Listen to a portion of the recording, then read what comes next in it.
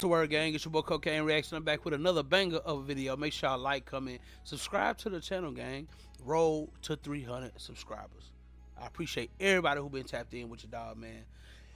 Oh, excuse me.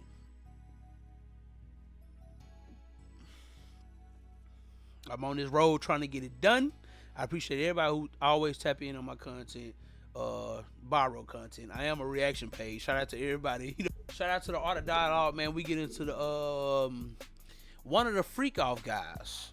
Freak off worker reveals the shocking moment that hurt him and changed how he views Cassie forever. Of course, we already know that, the Diddy trial happened. He beat the not beat the case, because he still got 2 prostitution for Cassie and Jane Doe. So, we don't know what time he gonna get. May get a little time, but I don't think he finna get life or nothing. Like, he gonna be alright. But on this one, I guess this guy tells his side. I mean, because we only hear the Cassie side and the Jane Doe girl side. We don't never hear the other dude's side until, of course, the internet. Now they coming out, saying they piece. So we ain't gonna do too much talking, man. Let's get right into it, man. Shout out to Art of Dialogue. Let's check it out. Go check it out on his page as well. The full video. Tap in with your dog. Let's do it. Shout out Art of Dialogue, gang. Clayton Howard, happy to have you on the platform, my guy. Clayton Howard. Thank you very much, brother. It's a pleasure to be here. For the people that's not familiar with you, introduce yourself to the people. Well, I'm Clayton Howard. Unfortunately, I am one of the male providers, or escorts, if you want to call them, that was heavily mixed up in the Diddy and Cassie matter. Damn. Yes, indeed. So with that being said, I want to take it from the beginning. How did you first meet Diddy and Cassie? Wow, that's a crazy story in itself. So I actually got incarcerated because a lot of these guys are like strippers and dancers. I'm gonna be honest. I used to be out there. I lived a very different life than I live right now. I got into some trouble in my early 20s, so they sent me to prison. And when I got out, I was in amazing shape. The jail glow, big arms, big shoulders, 6-pack abs. I had no problem getting women. So I was sleeping with this woman that I had met in Manhattan. That's always the case, bro. Not to cut him off too early, but that's always the case, bro. Women love them a nice jailbird. Hey, it's fucked up, but women love them a nice jailbird, gang. Something, and she actually owned an independent agency that managed escorts. From basically busting her back down, she's like, yo, you are amazing. You realize you can make money from this. So, I think she's just gassing me. I'm like, baby, whatever. She's like, no, I'm serious. Look at your body. You're amazing in bed. She's like, yo, I can make money for you. What's up? And I'm like, get out of here with this. So she's coming at me for weeks with this art, weeks. Again, I had just came home. I'm trying to get a job. I don't want to, go back to selling rock. So I had the idea to sell cock. Yeah, that brother's starving. Yes, sir, brother. I was like, you know what? Let's try it. Crazy work. Post me up. So let's see what happens. So she posts me up. And immediately I start getting calls from like older white couples, married men with wives, late 40s, early 50s. It would turn out that would be my niche, older white women, love an in-shape, dark-skinned black man. This is a sick Negro. And it was pretty profitable for a while. I want to say 60 days in is when I got the call from Cassie. Calling the woman through the agency that hired me independently. She calls me up. She says, listen, this girl saw your pictures and she's in love. She wants you to come over. I'm like, word? Shorty tells me the girl sounds like she looks amazing. I said, all right, give her my number. Let me talk to her. Whatever. She sends me Cassie's number. She gives Cassie my number. Before I could even call Cassie, Cassie calls me. Hey, what's up? Dave? Yeah, what's going on? She's like, yo, I saw your pictures. I like what I saw. Is that really your, manhood? Yeah, that's mine. She's like, all right, I'm in the London hotel in New York. You want to come see me? We go through the subtleties and I'm called to the London. That's the first time I meet Cassie. And when you first met her, how did that go? When I first met her, it was dope. I was obviously surprised by how beautiful she was. I never expected a woman that gorgeous to open the door. Never. I remember when she opened the door, I was so stuck. I was looking at her like, wow, look at this woman. And she actually had to speak to me just to snap me out of it. Like, yo, bro, hey, Dave. I'm like, oh, what's going on? So it was a lot to first see her, and it immediately put my guard up because she was too attractive. I'm like, why is this woman paying some guy to come here and give her a massage? She could get anybody to get her a massage. Why does she want me to get her a massage? Yeah, I remember that girl. She was a hoe. For show. And I would find out later it had nothing to do with a massage. She wanted me to give her the works. Crazy So how work. did she first bring that up to you, that she wanted to have sex with you? Let's see. I walk into the suite with her, beautiful suite. I'm sitting in the living room. We talk for a few minutes. She offers me a drink, whatever. We're just like basically getting to know each other. She then says, let me see what you're working with. I said, okay, cool. By then I was a little drunk. I had a few drinks. I'm like, all right. I show her. She starts salivating. She's like, yeah, that's what's up. She says, all right. She takes out a joint. Crazy. She passes me a joint. This is when she tells me that her husband is there and he wants to watch. Now, prior to this, she never told me she was. I'm just saying, gang, just listening to this. Do this sound like a woman who had to be coerced by a man to do something? It's, ugh. I'm just saying, like, the way this dude, like, running it back, it sounded like she was, like, from the dilly. She, like, I'm trying to get it knack. You feel me? Crazy work.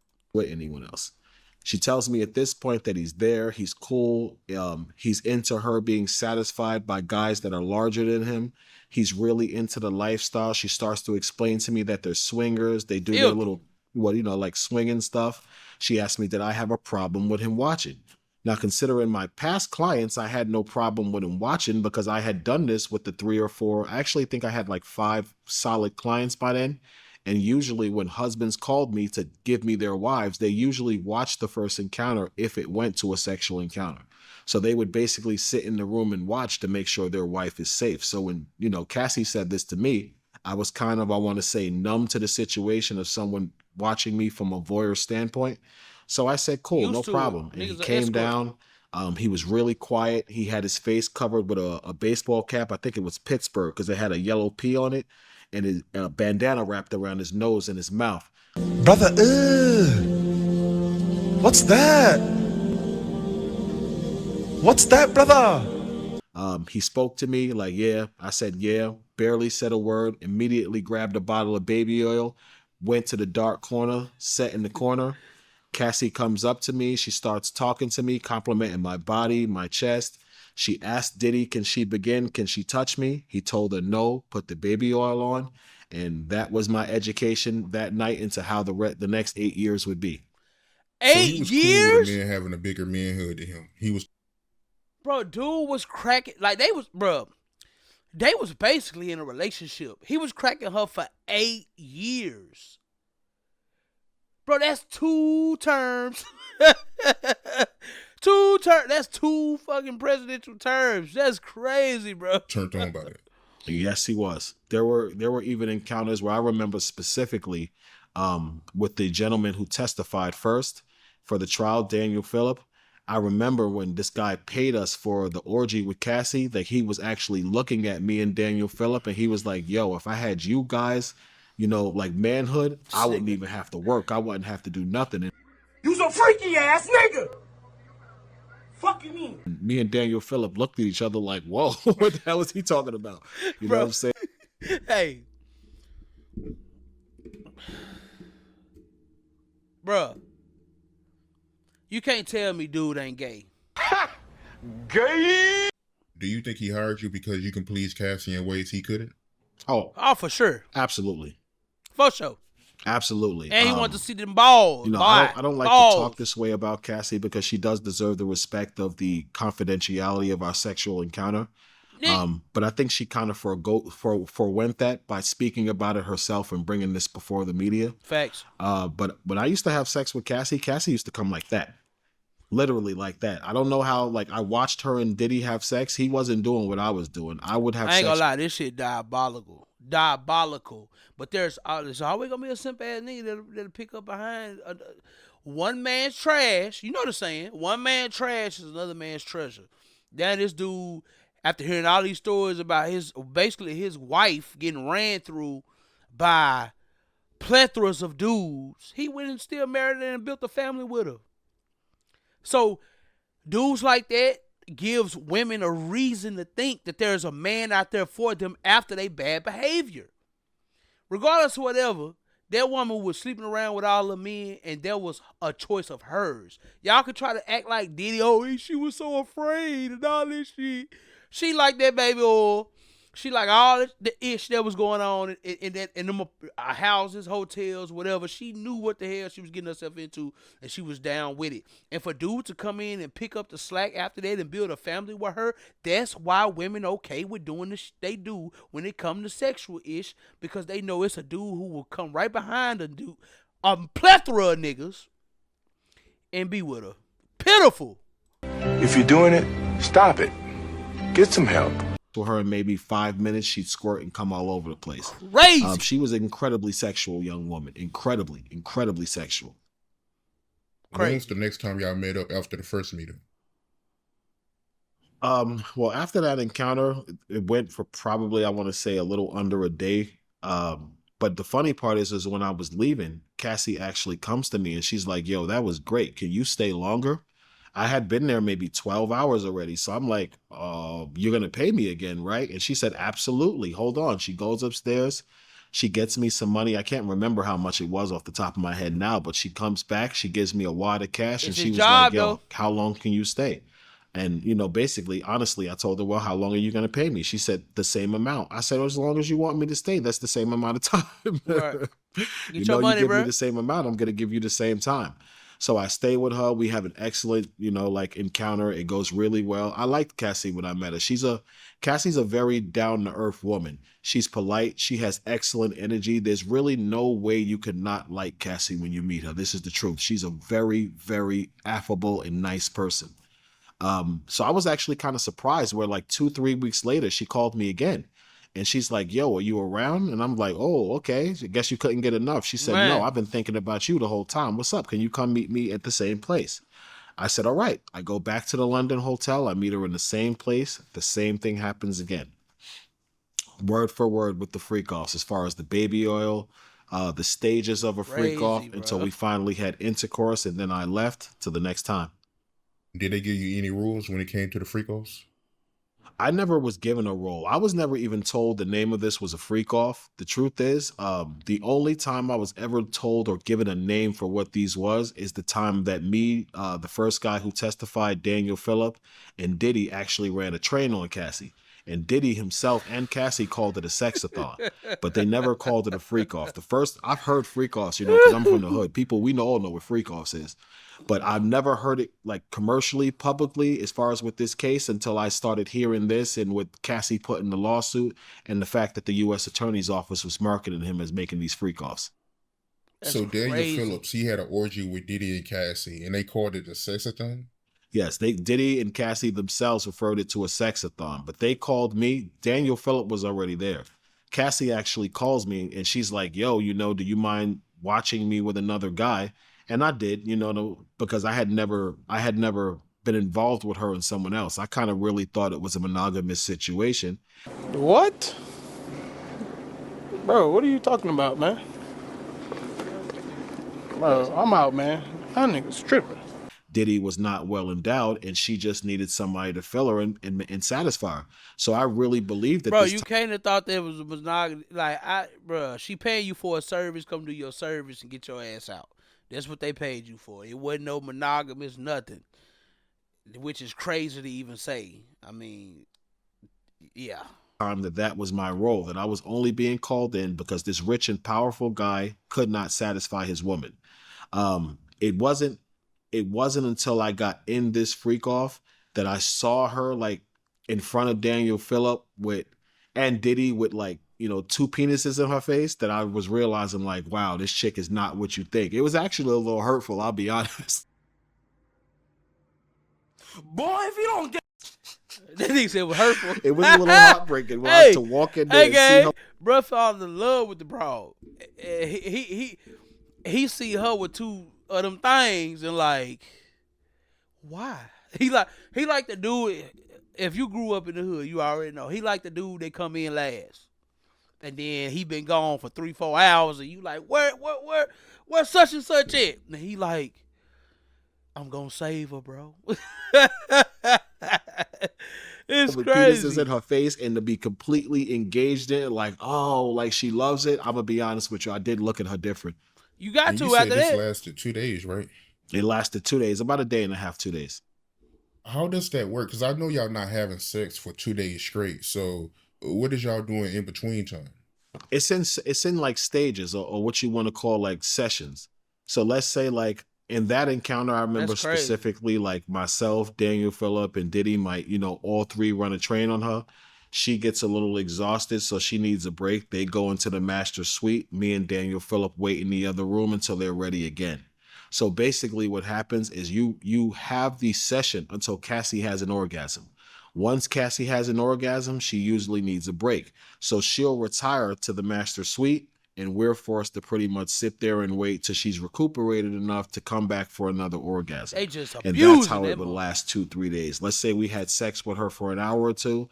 She might take an hour and a half break. She'll come back. She wants Crazy. some more. Then she might go take a 2 or 3 hour break. She'll come back. She wants some more. You can take the shiki out the hood, but you can't take the hood niggas out the shiki. That's pretty much how it went so long. Damn. And where were y'all climax at? Would y'all do that on Cassie, or would y'all get a towel? And I don't know, how does that work?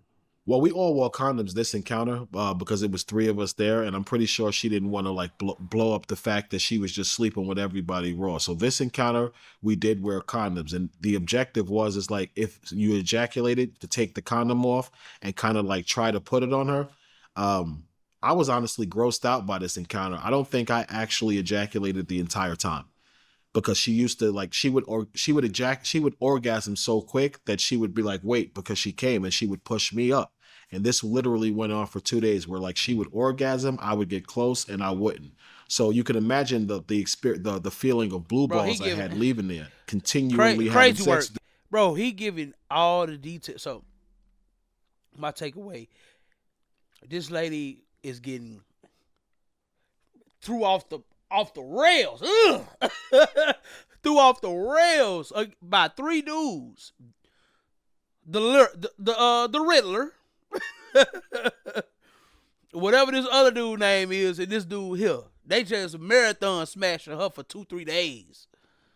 Consensually. Y'all can say what y'all want. Consensually, bruh. That's crazy. And she's somebody's wife. Crazy. This woman and never orgasming. Right. So you was in the sister thing. Not only was you watching, but you was actually involved too. I joined in because Diddy, when I got to the apartment, I really didn't want to do it. But Diddy comes to me after like maybe 30 minutes sitting there like, what's up, Playboy? What you going to do? It was either put out or Playboy, get out. crazy. So I kind of had to put out and engage in the situation or leave. Wow. Man, that's That's They wild. don't play. Put out and get out. That's crazy, bro. Yeah. That's Yeah, crazy, Cassie, man. I didn't bro. know she was getting busy like that, man. Damn. Cassie get busy, yo. Like even it's kind of funny because I think I was telling you, like, now that I've gone public, a lot of other providers are reaching out to me that saw Cassie. And they're like, bro, you got so much courage, bro, because everything you're saying is right. She was with this. This is what she did. And we tried to tell the U.S. attorney. They didn't want to They listen didn't to us. care. They didn't And care. the longest freak off you had with Cassie was 4 days, right? In Miami. Yes, it was. Break that down if you don't mind. That was a lot of drugs, a lot of alcohol. It just, something like you didn't even realize when you were in these encounters that they went so long, especially if they like convinced you to take the drug. Because the thing about ecstasy and Molly, those type of drugs, is they're not drugs that suppress you. They don't numb you. They heighten Build you everything. up, So if you yeah. take them, you have a bunch of energy, and like your nerves are, every nerve in your body is alive because you have the sexual sensation to continue to go forward. So with drugs like these, you just stay up and you don't even realize that you're up so long because you're kind of like having fun. You feel good. So you're constantly having sex. Before you know it, you start in the morning. It's nighttime.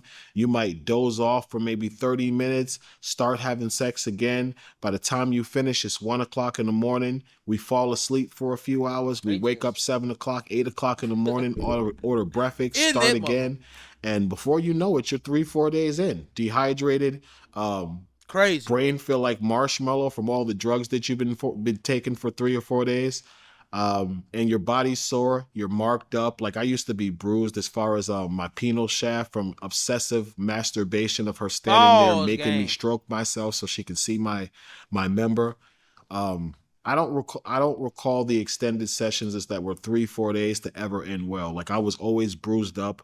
I always had like scarring and tears on my penis. I would always be completely dehydrated and out of it for days. Crazy. The long encounters were usually the worst. Crazy, bro.